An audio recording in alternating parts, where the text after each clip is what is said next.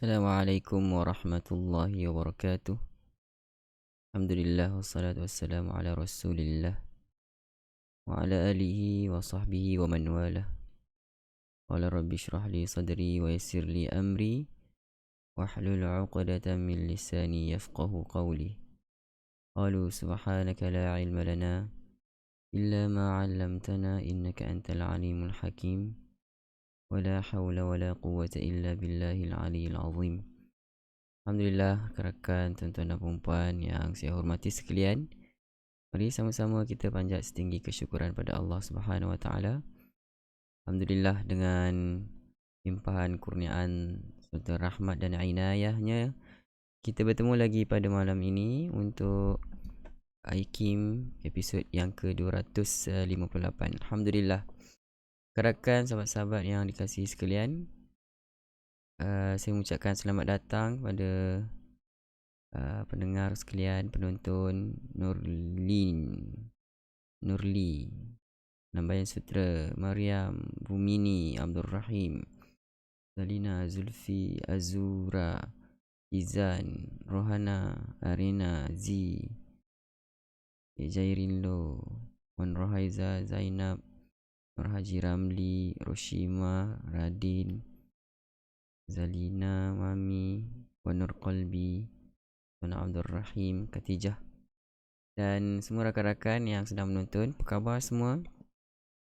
Saya mendoakan mudah-mudahan kita sentiasa berada dalam keadaan sihat walafiat hendaknya, insya-Allah. Baik, rakan-rakan, tuan-tuan dan puan-puan, sebelum kita terus dengan lebih lanjut, jangan lupa untuk kongsikan video ni sebanyak mungkin pada sahabat-sahabat dan kawan-kawan kita. Mudah-mudahan lebih ramai mendapat manfaat daripadanya, insya-Allah. Baiklah rakan-rakan, untuk info tajwid pada malam ini, kita terus ke segmen yang pertama, info tajwid kita. Masih lagi berkaitan tentang an-nabr. Okay? Masih lagi berkaitan tentang an-nabr, yang mana seperti mana kita sedia maklum bahawa kita ada 5 perbincangan ataupun 5 keadaan an-nabr yang akan kita gunakan, yang kita perlu beri perhatian. Okay?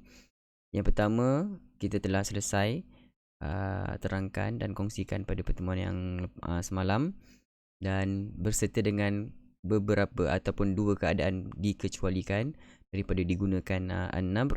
Dan hari ini kita akan lihat untuk yang ketiga. Yang kedua dan yang ketiga. Baik, rakan-rakan, kita ulang sedikit bahawa an-nabr ini adalah untuk kita mudah faham, adalah suara yang meninggi, suara yang lebih kuat daripada huruf-huruf sebelumnya. Daripada suara sebelumnya, yang berlaku pada huruf syaddah ketika waqaf, yang berlaku pada huruf syaddah ketika waqaf. Baik, kita lihat yang kedua, apa yang disampaikan di sini. Keadaan yang kedua adalah ketika menyebut huruf waw dan ya yang bertasydid. Waw dan ya yang bertasydid.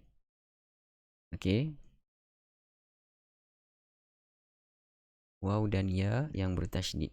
Baiklah, ini bukan, tak semestinya dia berlaku pada akhir perkataan. Ini syaddah ini huruf yang bertasydid.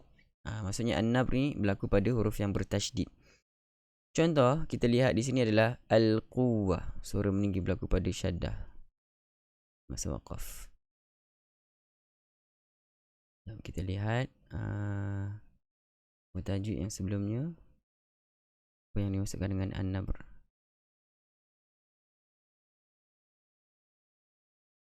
Tekanan ke atas huruf tertentu sehingga bunyinya menjadi lebih kuat berbanding huruf sekitarnya. Itu maksudnya an-nabr. So yang pertama adalah ketika waqaf bertasydid. Minta maaf, bukan semua keadaan ketika waqaf. Yang pertama keadaannya adalah ketika waqaf dan huruf itu bertasydid. Keadaan yang kedua, ketika menyebut huruf ya dan waw, huruf waw dan ya. Contohnya pada perkataan yang ketika waqaf itu sebenarnya keadaan yang pertama. Minta maaf, saya betulkan semula. Yang kedua, ini bukan ketika waqaf. Dia tak semestinya ketika waqaf. Yang kedua ini adalah keadaan huruf waw dan ya yang bertasydid. Contohnya al-quwwah. Okey. Seperti mana kita sedia maklum bahawa huruf syaddah itu mempunyai dua huruf, yang mana huruf yang pertama itu adalah huruf yang sukun dan huruf yang kedua adalah huruf yang berbaris. So, kita kena tinggikan suara kita pada syaddah itu. Kita tidak boleh baca dengan kesalahan al-quwwah. Kan ada dua waw kan? Al-quw jadi mad, wah. Kalau kita buka ataupun eja semula waw yang syaddah itu dengan huruf waw yang mati yang pertama, dia akan jadi dua harakat. Al-quwwah. Begitu. Tetapi yang sepatutnya kita kena jelaskan di sini adalah an-nabr, huruf yang suara yang tinggi. Okey, suara yang sedikit meninggi berbanding suara sekitarnya. Contoh al-quwwah tidak meninggi. Al-quwwah. Al-quwwah. Nampak tak beza dia? Kita kena jelaskan syaddah itu dengan tinggikan sedikit suara kita. Begitu juga pada huruf ya. Syarqiyah. Tidak menekan. Syarqiyah. Syarqiyah. Itu ada syaddah. Itu yang digunakan pada an-nabr. Itu baru ada an-nabr. Syarqiyah. Beza dengan syarqiyah. Syarqiyah. Nampak tak? Dia tidak meninggi suara. Mesti kena tekankan pada huruf yang bertanda syaddah dengan meninggikan sedikit suara. Sayyarah. Sayyarah. Sayyarah. Huyitum. Huyitum. Beza Al-quwwah. Beza dengan al-quwwah. Kemudian syarqiyah. Beza dengan syarqiyah. Kena buat yang kedua. Okay? Kemudian yang ketiga pula kita lihat ketika perpindahan an-nabr ini kena jelaskan ketika perpindahan suara dari huruf mad kepada huruf yang bertasydid. Ini biasanya berlaku pada hukum mad lazim kalimi muthaqqal. Okey, mad lazim kalimi muthaqqal. Contoh dabbah. Sama, dabbah. Beza dengan dabbah. Waladdallin. Kan orang baca Fatihah kan, waladdallin. Patutnya kena jelas waladdallin. Dal. Itu an-nabr yang kita masukkan. Al-haqqah. Beza dengan al-haqqah. Tidak ada nabr. So dua dan perkara ketiga ni kita perlu beri perhatian supaya kita jelaskan an-nabr yang ada pada tanda syaddah. Okay. So itu dulu kita punya perkongsian untuk kali ini. Esok kita akan sambung yang keempat dan yang kelima, insya-Allah. Boleh tuan-tuan dan puan-puan? So kita akan sama-sama membaca ayat suci Al-Quran. Adakah anda dah bersedia dengan mushaf masing-masing, ataupun boleh juga membuat rujukan ataupun lihat pada paparan yang kita kongsikan ini. Okay. Baik, pada malam ini kita berada pada muka surat yang ke-258. Bermula daripada ayat yang ke-19 sehinggalah ayat yang ke-24. Okay, faham Baik, kita lihat ayat yang ke-19 dengan taranum nahwan. Ya, Maryam Yusof, terima kasih di atas perhatian tuan-tuan dan puan-puan. Kena tonton video yang kita telah sediakan. Mudah-mudahan sedikit sebanyak membantu tuan-tuan dan puan-puan. Okay? Baiklah. A'udzubillahi minasyaitanir rajim. Astaghfirullahalazim. Nahwan. A'udzu billahi minasyaitanir rajim. Silakan. 1 2 mula. أعوذ بالله من الشيطان الرجيم ألم تر أن الله خلق السماوات والأرض بالحق Satu dua mula. Silakan. Alam tara anna Allah khalaqas samawati wal arda bil haqq. Baik. Kita ada jelaskan tentang keadaan huruf syaddah ketika waqaf. Ini termasuk dalam tajuk An-Nabr, tetapi dia berada pada bahagian pengecualian. Kita tidak perlu tinggikan suara pada keadaan ini. Okey, sebab ada dua pengecualian yang kita sebutkan. Antaranya adalah bertanda syaddah pada qalqalah, tidak perlu. Dan juga yang kedua, tidak juga perlu ketika nun dan mim yang syaddah ketika berhenti. Tidak perlu menggunakan teknik an-nabr, tidak perlu tinggikan suara. Bil haqq, tidak perlu begitu. Bil haqq, kerana kita telah faham bahawa ada syaddah di situ kalau kita tak naikkan suara kita pun. Okey? Itu sebabnya. Baik, kita teruskan. Yasha yudhibkum wa ya'ti bi khalqin jadid. Yasha yudhibkum wa ya'ti bi khalqin jadid. وما ذلك على الله بعزيز وما ذلك على الله بعزيز وبرزوا لله جميعا فقال الضعفاء للذين استكبروا إنا كنا لكم تبعا. Sedia mula. وبرزوا لله جميعا فقال الضعفاء للذين استكبروا إنا كنا لكم تبعا فهل أنتم مغنون عنا من عذاب الله من شيء فهل أنتم مغنون عنا من عذاب الله من شيء قالوا لو هدانا الله لهديناكم قالوا لو هدانا الله لهديناكم سواء علينا أجزعنا أم صبرنا ما لنا من محيص سواء علينا أجزعنا أم صبرنا ما لنا من محيص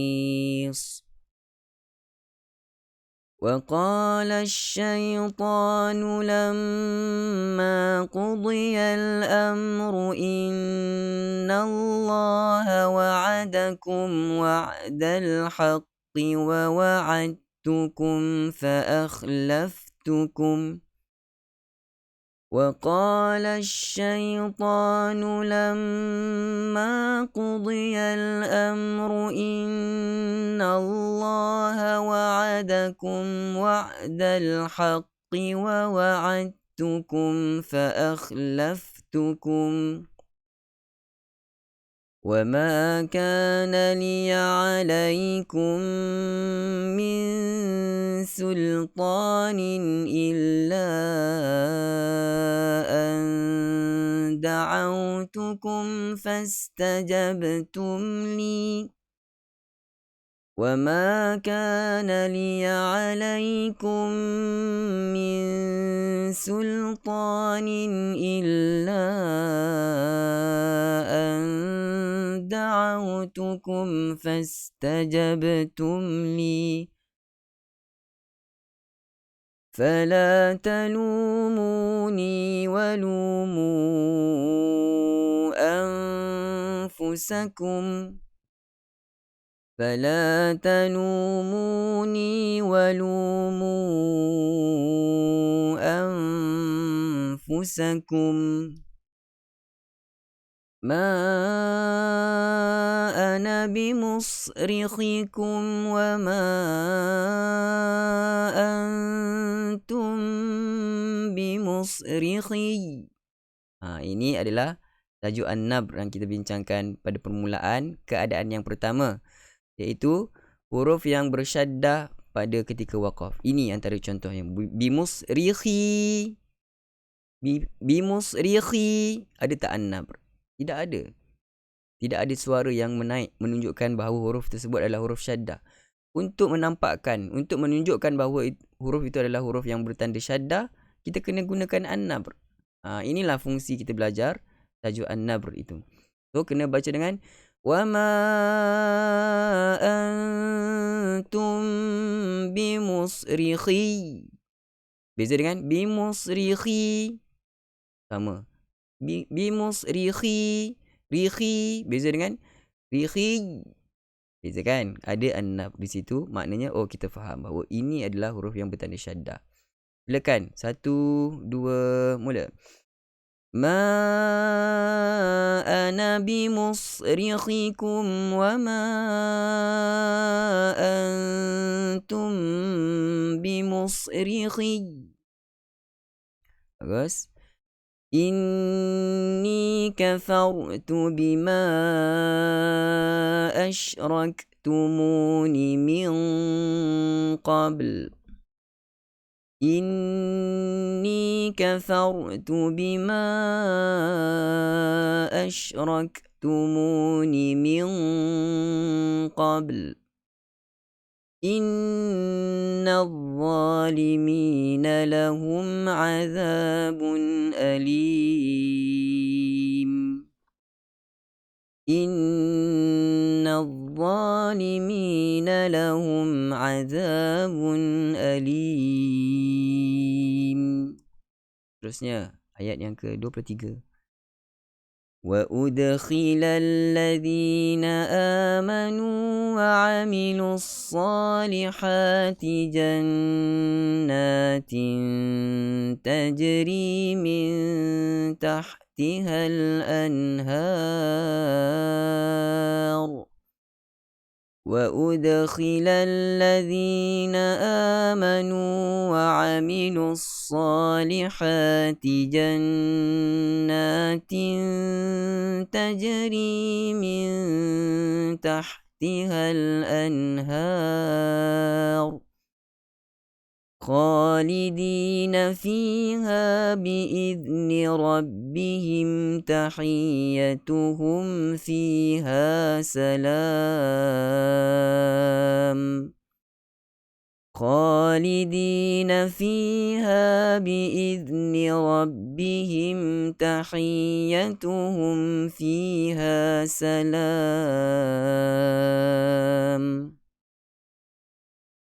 أَلَمْ تَرَ كَيْفَ ضَرَبَ اللَّهُ مَثَلًا كَلِمَةً طَيِّبَةً كَشَجَرَةٍ طَيِّبَةٍ.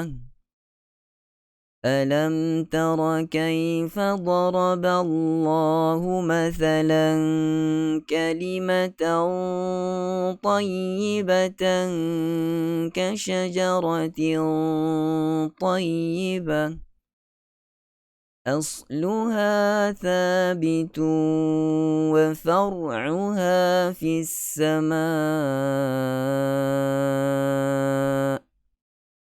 أَصْلُهَا ثَابِتٌ وَفَرْعُهَا فِي السَّمَاءِ.